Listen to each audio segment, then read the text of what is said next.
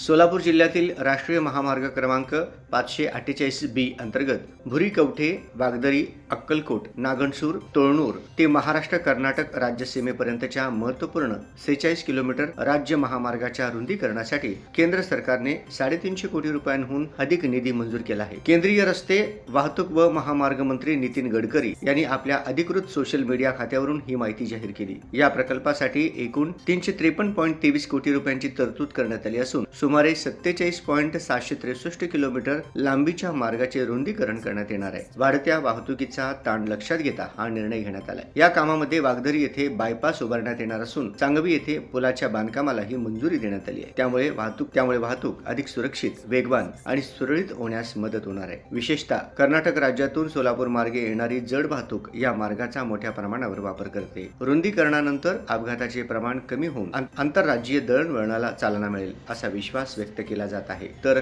लातूर, उमरगा तसेच आंध्र प्रदेशातून अक्कलकोट येथे श्री स्वामी समर्थ महाराजांच्या दर्शनासाठी येणाऱ्या भाविकांसाठी प्रवास अधिक सोयीचा व सुरक्षित होणार आहे। या निर्णयामुळे अक्कलकोट तालुक्याच्या विकासाला गती मिळण्याची अपेक्षा व्यक्त होत आहे।